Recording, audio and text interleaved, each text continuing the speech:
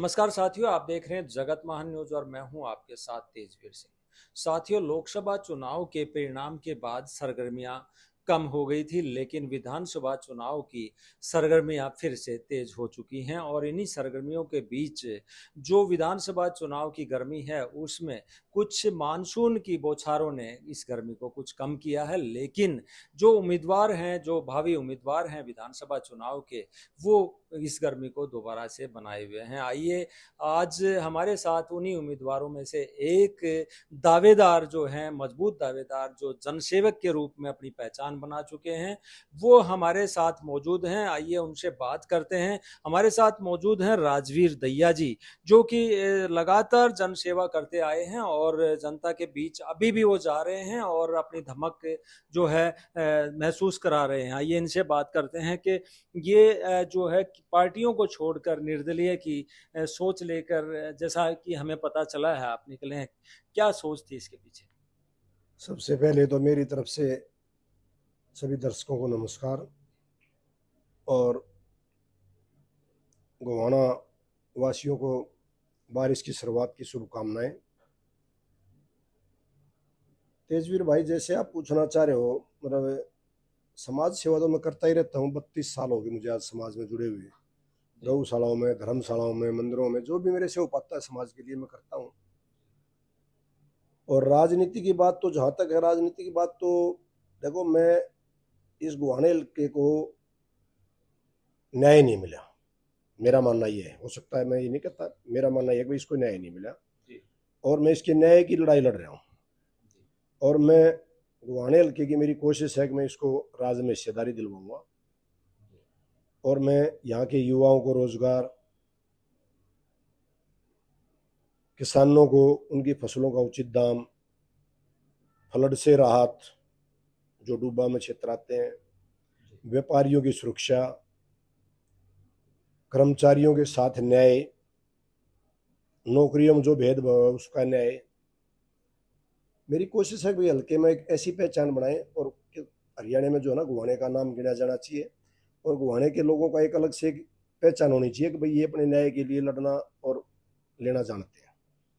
लोकसभा चुनाव के दौरान जो है बड़ी बड़ी पार्टियां जो है धुल गई और कांग्रेस और बीजेपी के बीच ही मुकाबला दिखाई दिया। ऐसे में आप जो है एक समाज सेवी, एक निर्दलीय के रूप में मैदान में उतर कर किस प्रकार से अपनी मजबूती दिखा पाएंगे, यानी कि चुनाव जीत पाएंगे? नहीं, वो तो फैसला जनता करेगी। मेरी तो जनता से भी एक ही रिक्वेस्ट है कि भाई जो भाई चुनाव में आएंगे उनमें से जो भी चेहरा आपको अच्छा लगे उसकी लोगों ने वोट देनी चाहिए।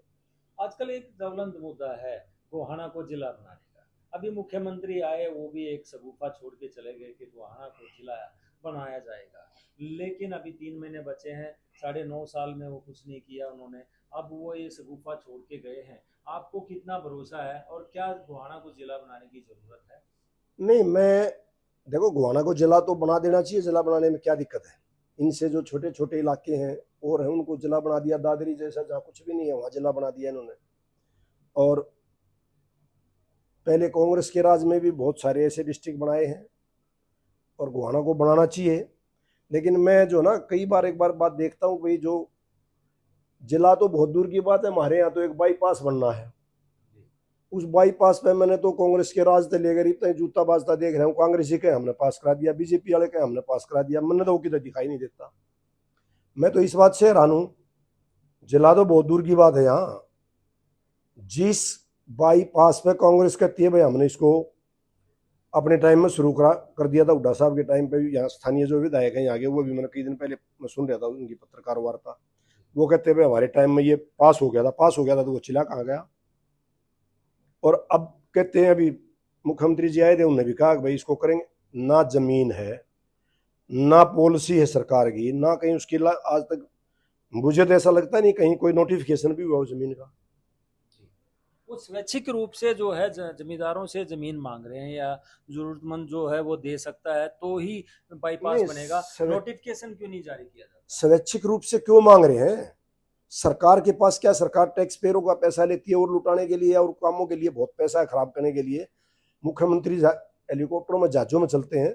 क्या यहाँ मतलब लोगों की जो जरूरत का पैसा वो नहीं दे सकते क्या? कोई भी सरकार थी, मैं बात ये नहीं करेगा आज की गवर्नमेंट है क्या पिछली सरकार जो ये कहती है भाई हमारा इलाका है, हम इस इलाके के हैं और मैं थारा ख्याल नहीं रखूंगा तो कौन रखेगा, तो उन्होंने क्यों नहीं बनाया बाईपास? उस राज्य में बाईपास नहीं बनना चाहिए था क्या? तो क्या लगता है आपको कि जिस तरह से मुख्यमंत्री ने घोषणाएं की हैं तो क्या वो धरातल पे उतर पाएंगी? आपको भरोसा देखो है? जी, वो तो टाइम थोड़ा है, मुझे नहीं लगता। जो ये बातें हो रही है ना, मुझे उस बात में मैं कोई कहने में संकोच नहीं करता, क्योंकि मैं तो निष्पक्ष आदमी हूँ, सामाजिक आदमी हूँ, मैं किसी पार्टी से बंधा हुआ आदमी नहीं हूँ। तो मैं इस बात को कहने में कोई संकोच नहीं करता। टाइम बहुत थोड़ा है, तो मुख्यमंत्री बहुत कोई इंटरेस्ट ले, बहुत ज़्यादा कोई इस बात के ऊपर पर्सनल तौर से ध्यान दे तो मेरे ख्याल से कोई बात, एक आध बात हो सकती, नहीं तो मुझे नहीं लगता कब कोई काम करने का टाइम बचा है। अब तो केवल वही घोषणाएं हैं, जैसे मतलब पहले हुई है हमारे लोगों के साथ ठगी हुई है गुवाने में। पहले बड़े बड़े इंडस्ट्रियल एरिया बन रहे थे, कदे रेल कोच फैक्ट्री लग रही थी यहाँ, कदे कुछ हो रहा था, मनरेगा तो दिखाई नहीं थी। गोहाना आजकल संगीनों के साए में नजर आता है। चारों तरफ जो है आप देख सकते हैं कि हर रोड पे बैरिकेड्स लगे हैं और एसएलआर के साथ या बड़े हथियारों के साथ पुलिस जो है सुरक्षा कर रही है गोहाना की। तो आप इस स्थिति को किस प्रकार से देखते हैं? नहीं, ये सरकार को क्या ये लेट से एक्शन लिया गया है या क्या नहीं, क्या कहेंगे आप? सरकार की जो है ना, देखो जी, कोई भी सरकार होती है, मतलब क्राइम को खत्म करना सरकार की प्राथमिकता में होना चाहिए। कोई भी सरकार हो, मैं इस बात को कहने में कोई दिक्कत नहीं मानता। लेकिन जिस तरीके से सरकार या प्रशासन का ढुलमुल रवैया रहता है, उससे इन चीज़ों में दिक्कत तो आती है। और व्यापारी जो वर्ग है, व्यापारी को तो अपनी सुरक्षा चाहिए। व्यापारी सरकार से कोई नौकरी नहीं मांग रहा, व्यापारी सरकार से कोई ऐसी चीज़ नहीं मांगता कि जो सरकार पर एक्स्ट्रा कोई बर्डन पड़े। तो व्यापारियों की सुरक्षा करना तो सरकार की जिम्मेवारी बनती है, और आम नागरिक की सुरक्षा करना सरकार की जिम्मेवारी है। कायदे में तो हर नागरिक सुरक्षित रहना चाहिए। गोहाना हलके में 60 गांव 62 पंचायत, जैसा कि आपसे भी हमने डिस्कस किया है। तो ऐसे इन सरपंचों के साथ जो है बीजेपी सरकार में ही वहां पे से पंचकुला में लट लगे। कर्मचारी जो है अपने वेतन को लेकर वो नाराज चल रहे थे, आशा वर्कर भी नाराज चल रही थी, बहुत सारा वर्ग है वो नाराज हैं। तो इनको आप अपने पक्ष में यानी कि अपने साथ कैसे जोड़ेंगे?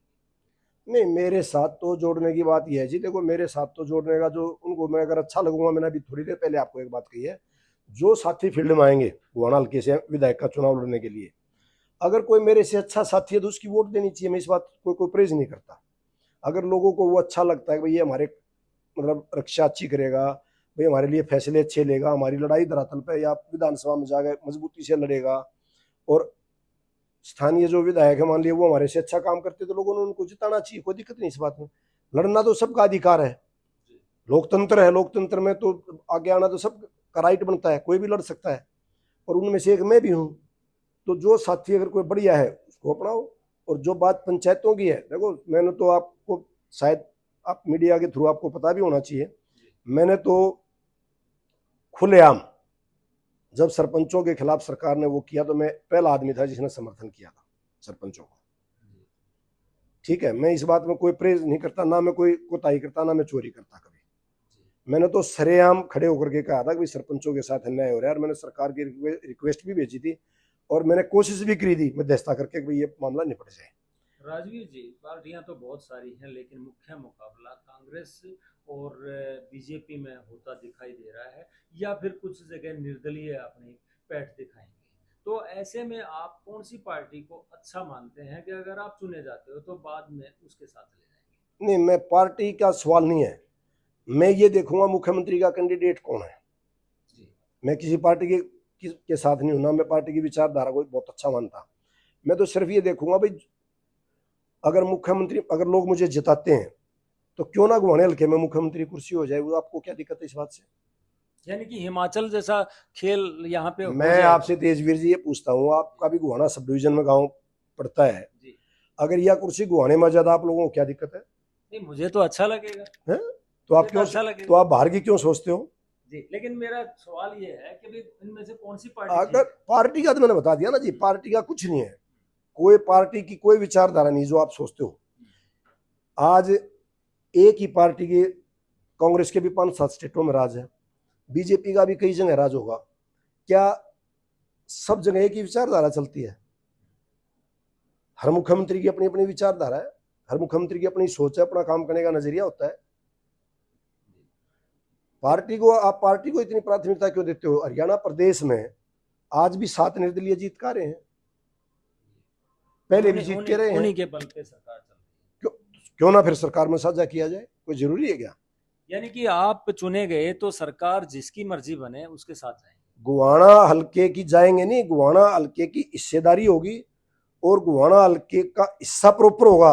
90 विधानसभा है, 90 विधानसभाओं में जो भी 90 में हिस्सा बनता है गुवाना विधानसभा का, अगर मैं मुख्य एमएलए बनता हूँ, मंत्री बनता हूँ या नहीं बनता हूँ, अगर मेरे को लोग एमएलए बनाते हैं, गुवाना हल्के का एक एक इंच का, एक एक पैसे का, एक एक नौकरी का उनको हिस्सा मिलेगा। एक सामाजिक सवाल लास्ट में मैं आपसे करना चाहूंगा।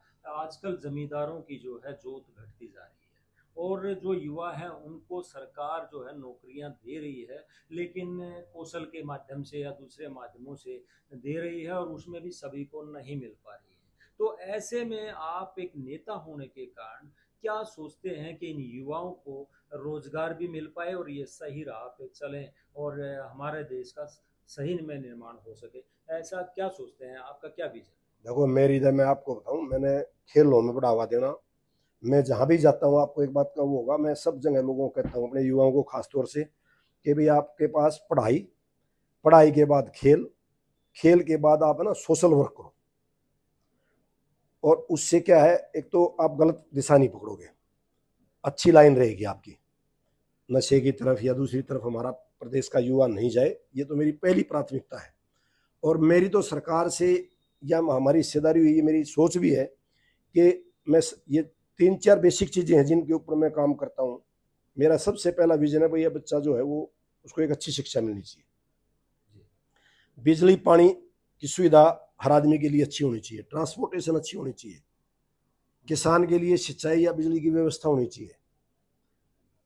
उसके बाद जो आपका स्वास्थ्य है प्रॉपर, सबको स्वास्थ्य में सबको प्रॉपर इलाज सरकार की तरफ से मुहैया होना चाहिए। लेकिन आजकल जो फ्री की राजनीति चल रही है, फ्री की रेवड़ियां बांटने की राजनीति चल रही है, बसों में भी फ्री, बिजली भी फ्री, कोई 400 यूनिट की बात करता है, कोई कितनी यूनिट की बात करता है। तो इस राजनीति को आप क्या नहीं, कहेंगे? देखो बात यह है, कोई गरीब आदमी है, बिल भरने में समर्थ है, अगर उसको फ्री बिजली मिलती है तो कोई बुरी बात नहीं है, करोड़ों अरबों रुपए बड़े बड़े उद्योगपतियों के माफ होते हैं।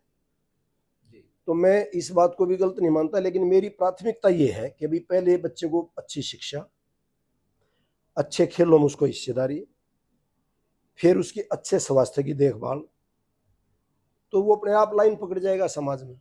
हमें जो आपके पास आने का मन किया और आपके पास आने का आज मौका मिला, उसके पीछे एक कारण है कि हम शहर में घूम रहे थे तो चारों तरफ आपके नाम की छतरियां नजर आ रही थी, जिस घर में जाएं आपका घड़ा नजर आ रहा है। तो मतलब जो लोग ताश खेल रहे हैं वहां आपके ताश की घड़ियां वहां पे नजर आ रही है। ये किस तरह की राजनीति नहीं, राजनीति नहीं है, ये तो एक समाज सेवा है। मैं अभी तो आप घरों में जाओगे तो वहाँ दवाई भी मेरे नाम की पाएंगे, आपके जो बीमार मरीज हैं उनके पास, है? जी। टीबी के जो पेशेंट थे उनको किट भी मेरी बटी पाएंगी।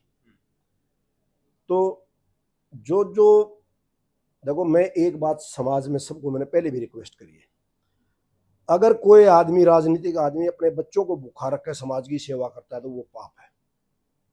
और अगर किसी पॉलिटिकल आदमी के पास इतने साधन है कि वो अपने परिवार को सामर्थ्य में बढ़िया रखे और समाज की जितनी भी सेवा कर सकता है उसको करनी चाहिए। करनी चाहिए। तो आप एक और उद्योग। मैं आपको नई बात बता दूं, मैं जो बात आप कर रहे थे, बहुत आपने पार्टियों की बात मेरे से थोड़ी देर पहले करी थी। जी। पार्टियां तो सारी जो ना ऐसे पलटे मारती हैं। आज कांग्रेस पार्टी की बात करते हो आप, ओपीएस की बड़ा भारी मुद्दा हमारे प्रदेश के अंदर, ओल्ड पेंशन स्कीम का। जी। मैं एक बात पूछता हूं, मैं कर्मचारी रहा हूं, मैंने जेलें काटी हैं कर्मचारियों के लिए, मैंने नौकरी भी की है। ये ओल्ड पेंशन स्कीम बंद किसने करी थी? आप जब जाओगे ना तो आप किसी कांग्रेस के बड़े नेता से पूछना भाई ये ओल्ड पेंशन स्कीम बंद कब हुई? जी। बहुत सारी चीजें हैं। जी। पार्टियां जो है ना वो देख लेती है कि भाई इस बात से वोट मिलेंगे, उसी मुद्दे को पकड़ लेती है, करना धड़ा कुछ है नहीं। आप करते तो रहे हैं समाज सेवा, लेकिन आप एक बड़े उद्योगपति भी हैं, बिजनेसमैन भी हैं। लेकिन अब आप जनता के बीच में जा रहे हैं, चुने जाने के बाद भी आप जनता को कैसे भरोसा दिलाएंगे कि उसके बावजूद भी आप ऐसे ही आंसू पूछेंगे, ऐसे ही लोगों के बीच में रहेंगे? मैं आंसू पोंछने वाली बात नहीं करता, मैं तो समाज के जो गरीब तबके का आदमी है, जो समाज में पिछली लाइन का आदमी है, मैं उसके साथ खड़ा हूँ। मेरी आंसू पूछने वाली बात नहीं है।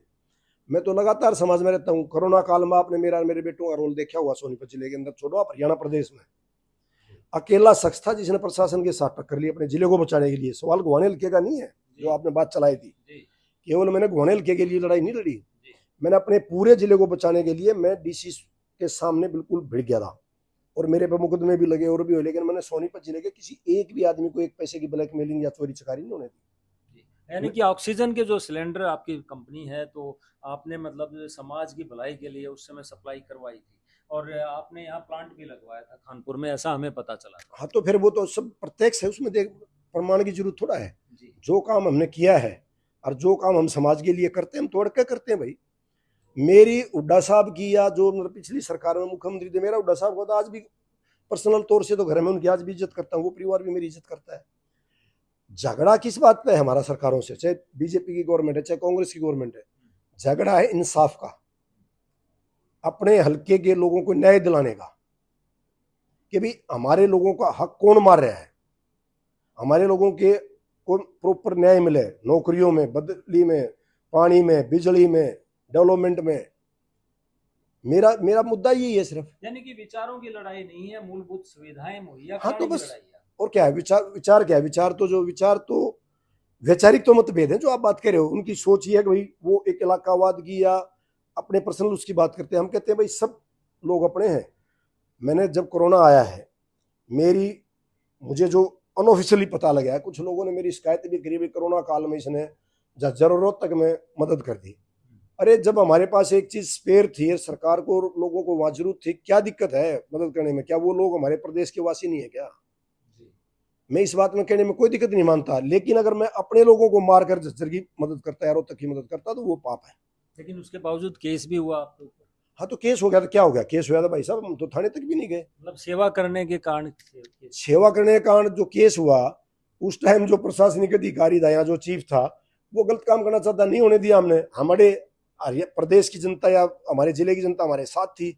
सरकार ने इनपुट मंगाए, IB CID से रिपोर्ट मांगी, उन्होंने कुछ ना कुछ ऐसा बताया होगा भाई ये आदमी तो ईमानदार है, ठीक सेवा करी इसने लोगों की, मतलब खड़े भी नहीं रह पाए, हाथों हाथ बदली होगी। हमारे केस हमारे घर बैठे बैठे हमारे वो माफी मांग के सरकार ने कहा भाई ठीक, आप अपनी जगह ठीक। मान के चले आगे भी ऐसे ही अड़ेंगे। हाँ बिल्कुल, जब तक मैं जिंदा हूँ, मेरे देह में जब तक सांस है और जब तक जान है, मैं समाज की सेवा करता रहूंगा और समाज के लिए हमेशा तत्पर हूँ। और हमेशा रहे, मैंने 31-32 साल हो गए समाज की सेवा करते। मैंने तो आज तक तो चुनाव लड़ा नहीं था, कोई नई बात थोड़ा है। मैं गोवाना में जब आया, मेरा तो कार्य क्षेत्र भी नहीं था, मैं तो रोड हल्के की राजनीति करता था।